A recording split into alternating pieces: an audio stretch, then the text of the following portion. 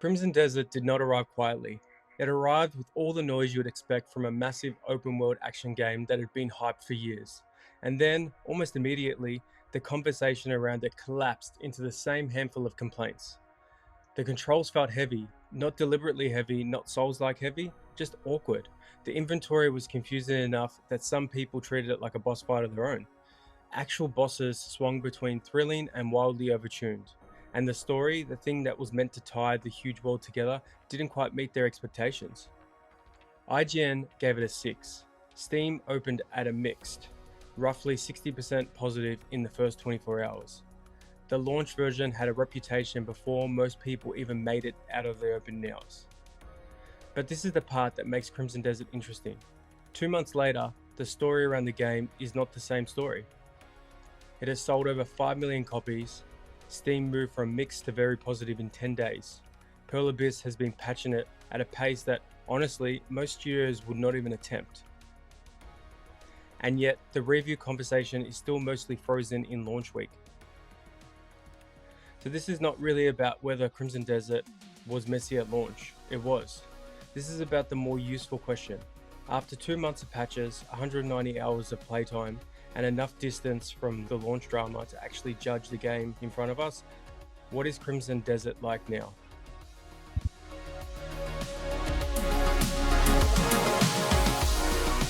Crimson Desert is a 9 out of 10 for me, but it's not a clean 9, it's a messy, stubborn, occasionally exhausting 9. The kind of 9 where I can absolutely understand why someone gave up on it after 6 hours, and I can also understand why someone loses hundreds of hours to it. This is the weird tension at the center of this game. Crimson Desert is not polished in the way a Sony first party game is polished. It's not elegant like the way Elden Ring is elegant. It does not have that narrative pull like The Witcher 3, even though that comparison gets thrown around because of the scale and the fantasy setting. What it does have is momentum. It has that enormous world that keeps opening up. It has combat that feels, once it clicks, becomes the main reason you boot the game back up. And it has that studio behind it that is listening to players and pushing updates on a weekly basis. 3 of the 4 biggest launch complaints, controls, inventory, boss balancing, have been meaningfully improved.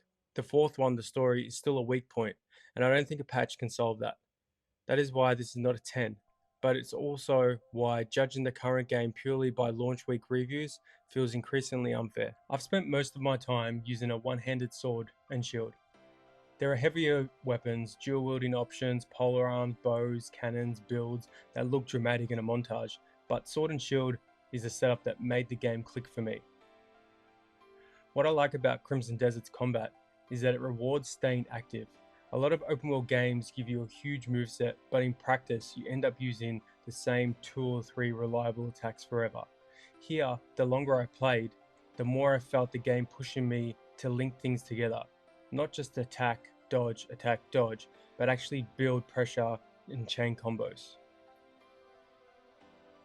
This is also why the combat can feel overwhelming earlier on. My advice for new players is simple. Don't unlock every new shiny ability the second you can afford it. Put points in health, stamina, and spirit at the beginning. Learn one ability properly before adding 5 more. Crimson Desert throws systems at you faster than it teaches them. And if you're trying to master the entire moveset at once, the game can feel super overwhelming.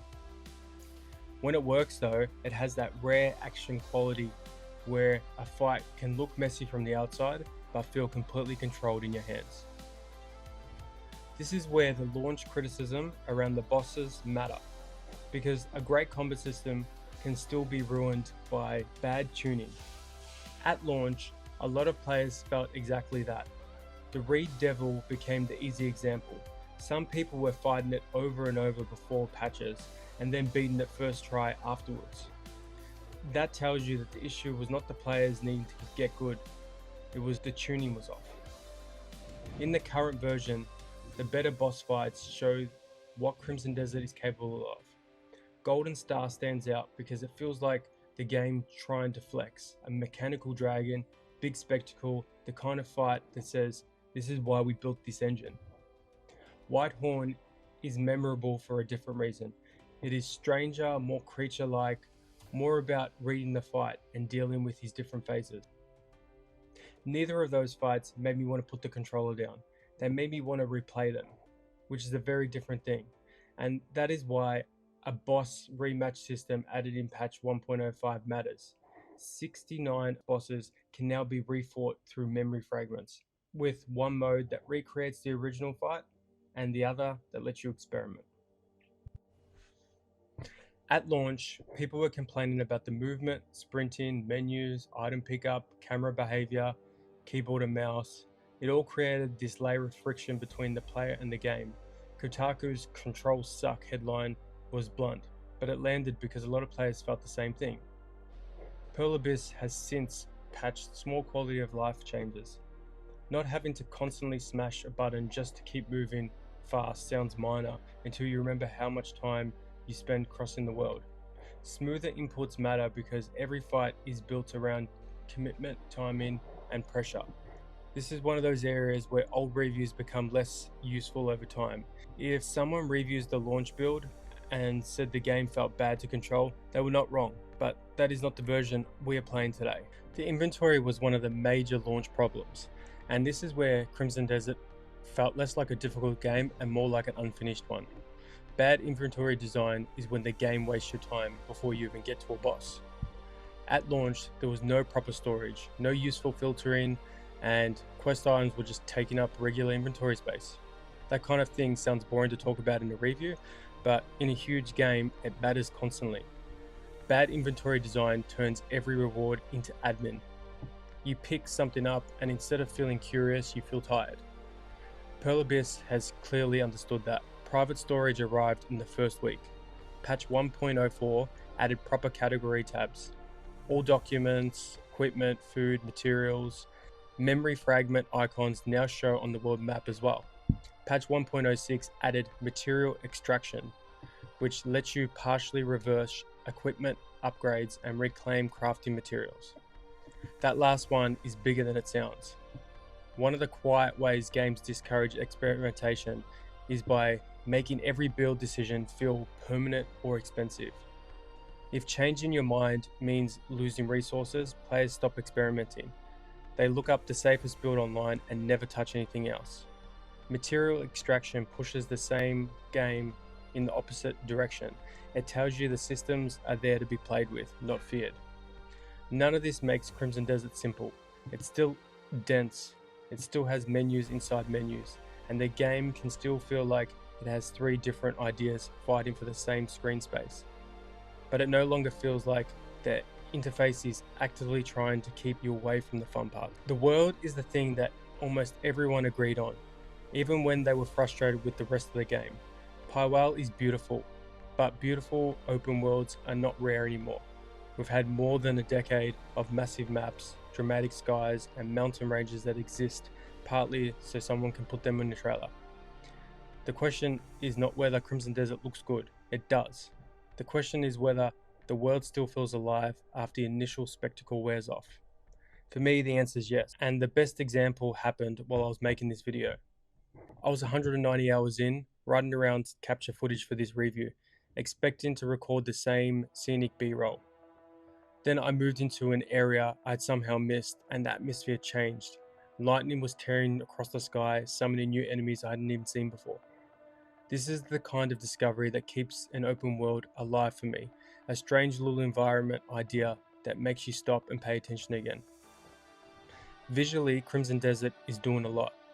Pearl Abyss is using its own black space engine, and whatever the technical pros and cons are under the hood, the result is a game that looks genuinely spectacular in motion, not just in clean postcard shots either. The best looking moments are often when the world is busy.